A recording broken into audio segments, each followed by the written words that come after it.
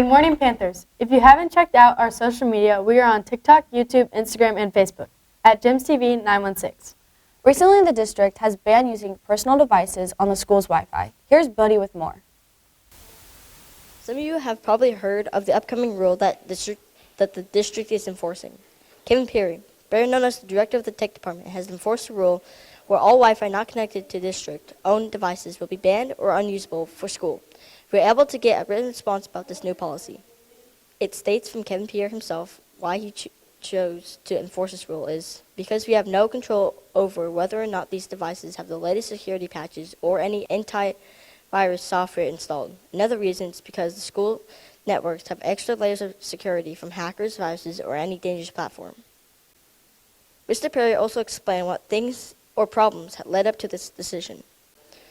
It states from Kevin Peary that students were able to gain access to the passphrase from one of the wireless networks that the district doesn't allow to connect to, and were sharing it out to one another.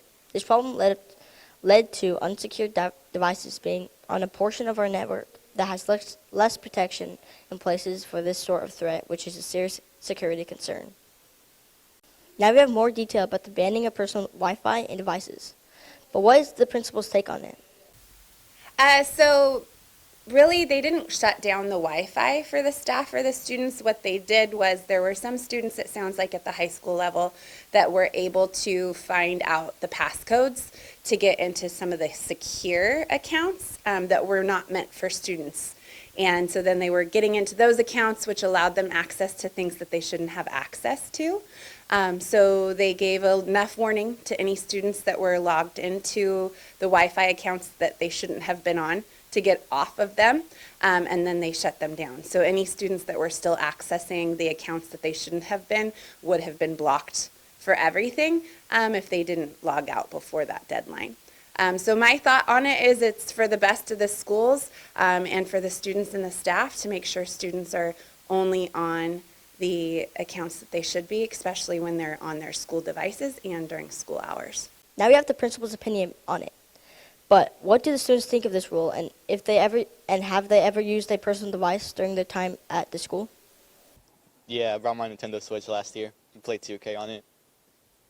I think it's pretty dumb because I can't bring my Switch anymore and play 2K, and that's really sad, especially for like the last day of school is when I need to connect to the Wi-Fi. Yes, I use my personal Chromebook. I don't like it because I don't get to use my personal Chromebook from home. After talking to the district of the tech department, we could get an idea that the primary benefit is maintaining the district's security posture and help protect our computers from dangerous devices and more. However, a con of this rule is people with personal devices or Wi-Fi being banned, which could be solved by handing out those who can continue the work using district-provided devices. I'm reporter Buddy McAllister with photographer Savannah Ortez with GEMS-TV. Recently, the East Hall bathrooms have been closed. Some of us are wondering why, so here's Ava with an update. Have you ever been late to class because you need to go to the bathroom, only to find out that the bathroom is closed? Or has your bathroom pass ever expired because you had to walk all the way across campus? Let's talk to Mr. Woods to find out why the bathrooms are always closed. Well, the people that are, you only have a limited amount of time to get from class to class. And if you need to go to the restroom and you go to one and it's locked and you can't and you have to go to find another one that's open and you could be late to class, I definitely think that it's totally and completely inconvenient for all the students who are using the restroom for its intended use and need to get their business done and go to class and don't want to be held up. So I feel bad about that inconvenience, yeah.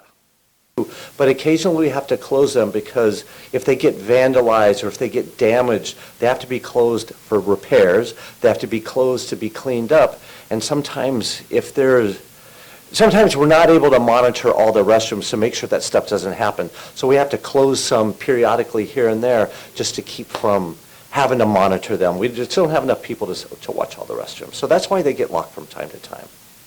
What are some student opinions on this? It's super inconvenient.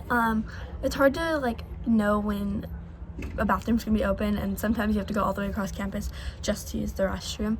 And you only get 4 minutes, so it's you have to hustle over there and hustle back. Now that we've talked about the bathroom problem on campus, I'm reporter Ava Shanahan with Emily Profiter signing out. And now it's time for sports.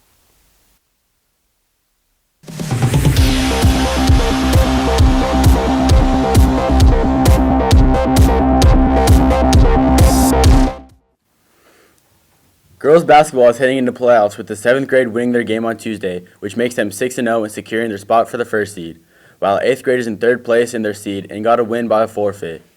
7th grade playoffs are March 11th and will be hosted at 12 Bridges. 8th grade playoffs are at March 12th and will be hosted here at GEMS. Make sure to come support your Panthers. Boys volleyball and girls flag football are coming up. Tryouts are on March 11th for both. Make sure to have final forms done and are signed up. Now back to the job desk. Let's look at a fun segment made by Blake Thomas Johnson. Guess the video game.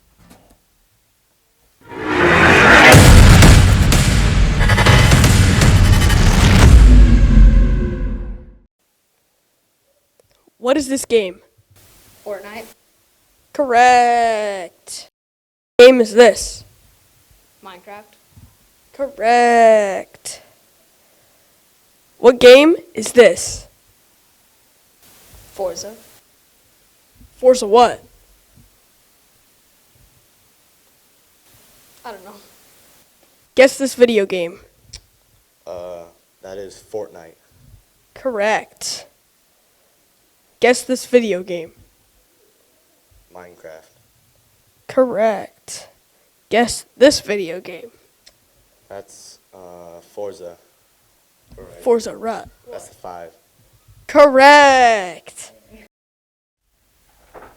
And now we will leave you with a new segment, Fernandez Files. Have a great day, Panthers!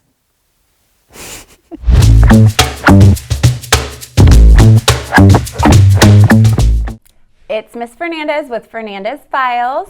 A couple things to share this week. You probably noticed yesterday, and you will notice this morning, that we have Shadow a Panther event. So this is for our next year's 6th graders to come check out what it is like to be a middle school student. So if they happen to come to your class yesterday or they come to yours today, please be inviting and welcoming to our next year GEMS Panthers. Also, current 6th and 7th graders, as you're applying for your electives, keep in mind that we are hoping to offer a new elective next year of choir. I'll be working with Lincoln High School and potentially having a teacher come here and there. They would come here for one class a day to teach choir, which is for any students who are interested in learning how to sing or maybe already enjoy singing and want to learn more about it. There's an amazing program at the high school that could feed into, so we're looking forward to offering that here at GEMS. Have a great day, Panthers. The company's like family from the top to the bottom, and you feel that support no matter what part of the company you're in. You feel the support of the whole family.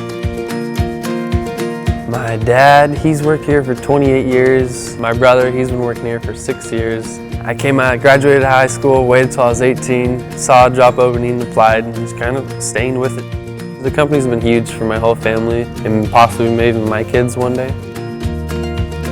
We're not a company of numbers, we're a company of people. I think it comes from Red Emerson. His greatest asset is the people that work for him.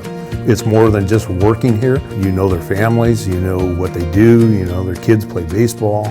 It's definitely a family operation. I went to my younger brother's that also works for Sierra Pacific. I looked on the bar stool and I seen his pay stub. I was like, wow, you're making that kind of money?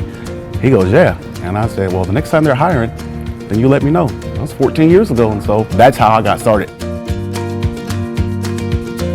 We treat people like family. They aren't just employees. The strength of the company is the people, number one, and that forest resource, number two.